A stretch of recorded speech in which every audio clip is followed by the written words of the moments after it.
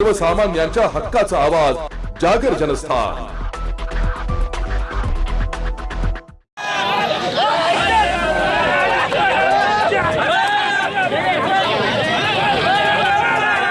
Jail Road येथील जेलटाकी ते कन्याशाळा तसेच उपनगर नाका ते जेलटाकी या मार्गाच्या दुरावस्थेकडे लक्ष वेधण्यासाठी शिवसेनेच्या ठाकरे गटाच्या वतीने अनोखे आंदोलन करण्यात आले। बैलगाड्या घोडेही या आंदोलनात सहभागी झाले होते। गणेश उत्सवापूर्वी रस्ता दुरुस्ती न झाल्यावर अधिक तीव्र आंदोलन छेडण्याचा इशारा सहसंपर्क प्रमुख दत्ताजी गायकवाड यांनी दिला। 6 महिन्यापूर्वी रस्त्याचे काम झाले, पण पावसाळ्यात रस्त्यांवर खड्ड्यांचे साम्राज्य निर्माण झाले। सरकारमध्ये असलेले आमदार केवळ आयुक्तांना दम देतात। आम्ही आंदोलन करायचे, मग पालिकेने दखल घेऊन पुन्हा त्याच ठेकेदाराला काम द्यायचे आणि पैसे खायचे, असा आरोपही गायकवाड यांनी केला। आज दिनांक 4 ऑगस्ट रोजी सकाळी 11 वाजता भीमनगर येथून आंदोलन सुरू झाले। टाकीपर्यंत बैलगाड्या तसेच घोड्यांना सहभागी करून घेण्यात आले। त्या ठिकाणी काही काळ भर रस्त्यात ठिय्या मांडण्यात आला। विक्रम खरोटे यांनी तर थेट रस्त्यात झोपून अनोख्या पद्धतीने आंदोलन केले। यावेळी पालिका प्रशासनाविरोधात जोरदार घोषणाबाजी करण्यात आली।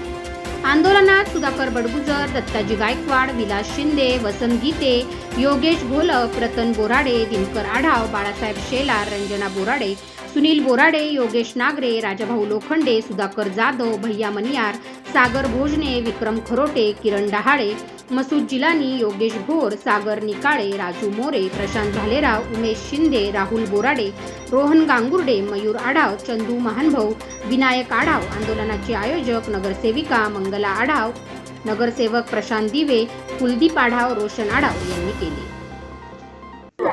या ठिकाणी संपूर्ण नाशिक शहराची परिस्थिती जर आपण रस्त्यांची बघितली तर अतिशय वाईट परिस्थिती या ठिकाणी झालेली आहे।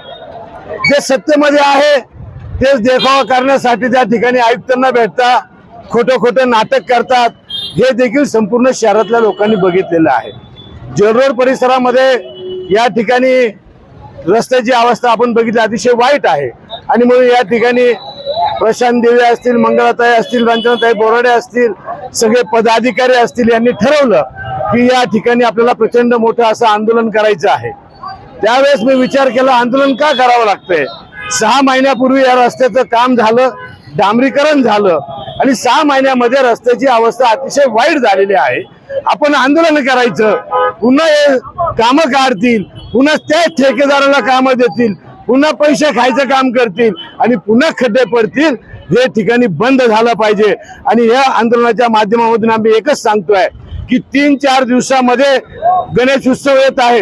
गणेश उत्सवाच्या आत या ठिकाणी रस्त्याचं काम झालं पाहिजे, अन्यथा शिवसेना याच्यापेक्षा उग्र स्वरूपाचं आंदोलन या भागामध्ये केल्याशिवाय आम्ही राहणार नाही।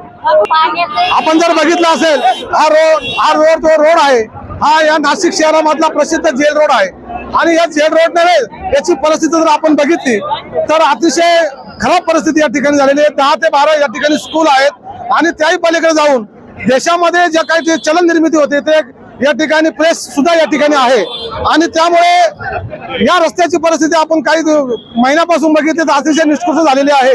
या ठिकाणी लोकांना वाहने घेऊन जाणं सुद्धा मुश्किल झालेलं आहे, पायी चालणं मुश्किल झालेलं आहे, परंतु प्रशासनाचे याकडे दुर्लक्ष आहे। आणि नाशिक महानगरपालिकेचं जर सांगायचं गेलं तर गेल्या 3 वर्षापासून या ठिकाणी प्रशासकीय राजवट आहे। या प्रशासकीय राजवटीमध्ये ही नेमकी कोणासाठी आहे हा आता प्रश्न पडलेला आहे।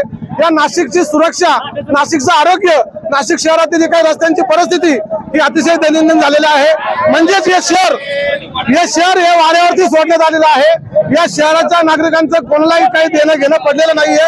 अशा परिस्थितीमध्ये प्रशासनाला जाग आणण्यासाठी, हा रस्ता सुरळीत होण्यासाठी आणि या शहरामध्ये जी काही रस्त्यांची परिस्थिती झालेली आहे, प्रचंड सगळ्या रस्त्यांची चाळण झालेली आहे। एकही रस्ता असा चांगला राहिलेला नाही आणि म्हणून प्रशासनाचं लक्ष वेधण्यासाठी शिवसेनेच्या वतीने हे आंदोलन या ठिकाणी केलेलं आहे। येणाऱ्या 7 दिवसामध्ये जर प्रशासनाने हा रस्ता सुरळीत केला नाही तर शिवसेना स्टाईलने आज आम्ही आंदोलन करतोय, परंतु येणाऱ्या काळामध्ये तीव्र आंदोलन होईल आणि त्यांची संपूर्ण जबाबदारी ही प्रशासनावर असेल। आज या ठिकाणी आमच्या शिवसेनेच्या वतीनं जेलरोडचा मुख्य रस्ता असेल, कॅनलरोडचा रस्ता असेल आणि इतरही खड्डे असेल त्या बाबतीत आम्ही आज या ठिकाणी शिवसेनेच्या वतीनं आंदोलन केलं। खरं तर हा रस्ता तुम्ही बघता की ह्या रस्त्याबद्दल किती लोकांना त्रास सहन करावा लागतोय। म्हणजे हा रस्ता मोटर गाडीचा नसून हा बैलगाडीचाच रस्ता झालेला आहे। म्हणजे 50-70 वर्षापूर्वी ज्या पद्धतीने हा रस्ता होता तसा रस्ता आज हा आपल्या समोर दिसतोय. त्यामुळं लोकांचं या ठिकाणी सुरक्षेविषयी खऱ्या अर्थाने प्रश्नचिन्ह निर्माण झाला होता. रोज इथं अपघात होत होते, धुळीचं साम्राज्य झालं होतं, खड्डे पडले होते, चिखल झाला होता. आम्ही या ठिकाणी प्रशासनाला, या ठिकाणी अधिकाऱ्यांना या ठिकाणी निवेदन दिलं. अधिकाऱ्यांनी या ठिकाणी येऊन निवेदन स्वीकारलंय आणि त्यांनी आश्वासन दिलं आहे की काही एवढ्या गणपतीच्या आत म्हणजे गणपती बसण्याच्या डांबर प्लांट चालू करून हा रस्ता आम्ही लवकरात लवकर चालू करू आणि लवकर काम संपू. आपण या ठिकाणी बघितलं की महिला असेल, सर्व शिवसेनेचे नेते असतात, प्रत्येक नाव घेत नाही, परंतु सर्वांच्या माध्यमातून आजचं आंदोलन हे यशस्वी पद्धतीने पार पडलं आहे. धन्यवाद.